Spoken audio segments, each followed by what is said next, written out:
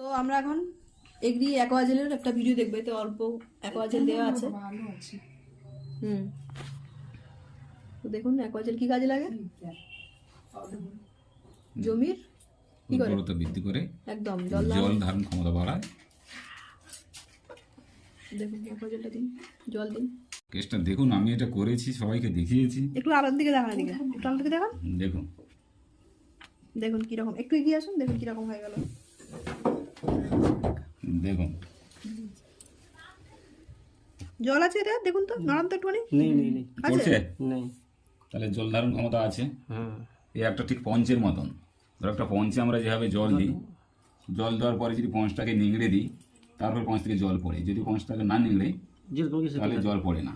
তাহলে এবার চিন্তা করে, যদি বেশি পরিমাণ বৃষ্টি হয় তাহলে জলটাকে ধরে রাখা ধরে রাখার মতো ক্ষমতা আছে।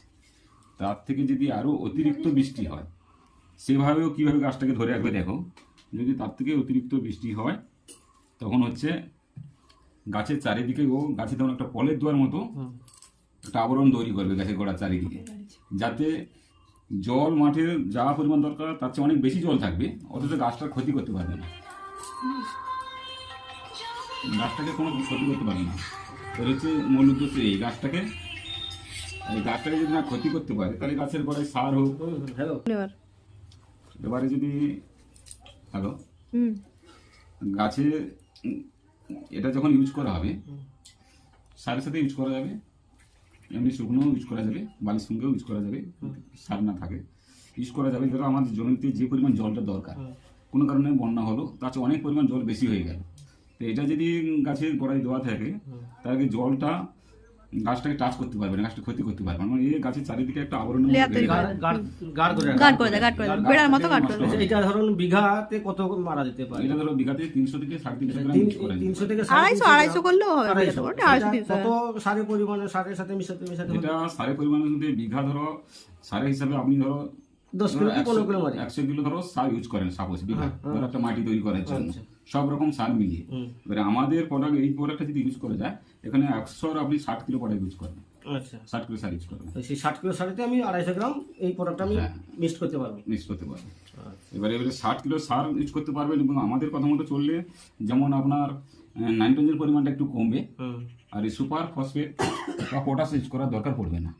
হয় 10-26 বিঘা 10 কিলো ইউরিয়া দিলে হবে, না হলে ডিএপি দিয়ে 10 কিলো ইউরিয়া দিয়ে এটা ইউজ করলে হবে। দেখুন এরপরে জেলি হয়ে গেছে, দেখুন এরপরে আরও দেখাচ্ছি এর ক্ষমতা। আরো জল দেবে। মানে অ্যামোনিয়ার কার্যক্ষমতা, জল যত বাড়বে এ তত জলের সঙ্গে বাড়তে থাকবে, তত গাছটাকে গাঢ় করবে। মানে যে কারণে জল যখন বাড়ে, গাছের হচ্ছে গোড়া পাতা শুরু হয়ে যায়। এখানে ঠিক আছে, এটা যেমন জল বাড়ানোর জন্য এই কোনো জমিনে তো জল কম আছে, জল নেই, তখন সেখানে কাজটা, এই সারের কাজটা হবে। তখন এর কাজটা, তখন যে বললাম পঞ্চের মধ্যে জলটাকে ধরে রাখবে, তখন ওর মাটির নিচে গাছের গোড়ায় যেটুকু দরকার একটা গাছে, সেইটুকু সে আপনি যা জল দেবেন সেটাকে ধরে রাখবেন। মানে অন্য সময় কি হবে, মাটিতে জল দেবেন, জলটা চড়ে যাচ্ছে চারিপাশে, ও যেতে দেবে না, ওটাকে ধরে রাখবেন। তখন ও আবার গাছটাকে একদম একদম এটাও জানার তো একদম অবশ্যই অবশ্যই। ধান ঘাস যোগ, মানে একে যদি ইউজ করা যায়, বিশেষ করে যদি যেখানে আমরা মাসে 4খানা সেচ দিই, ধরো 4 মাসে আমরা 12খানা 16খানা সেচ দিচ্ছি, সেখানে এখানে 9 থেকে 10খানা সেচ দিলে মেকআপ হয়ে যাবে, ফলন উঠে যায়। তাহলে আমার জলেও সাশ্রয় হচ্ছে, সারেও সাশ্রয় হচ্ছে, প্লাস আমরা এখান থেকে যে আমরা পাতাটা পচতো, গড়াটা পচতো, বা ধানটা ফলন হওয়ার সময় যদি একটা ভারী বৃষ্টি হয়, তখন কি হয়, আমাদের ধানে একটা রোগ আসে, সেই সমস্যা আমাদের একটা রোগ আছে না, নাহলে কঁকাটা নষ্ট হয়ে যায়, কিন্তু তাকেও গাঢ় করবে। জল যদি না যায়, ওষুধটা যদি কাজ করে, অটোমেটিক তাকে গাঢ় করবে, গাছ তো ভালো থাকবে, আর গাছ ভালো থাকলে ফলন অটোমেটিক ভালো হবে। দেখুন জেলি হয়ে গেছে একদম। অনেক বেশি দিতেছে, বেশি দিয়েছি না, অনেক বেশি।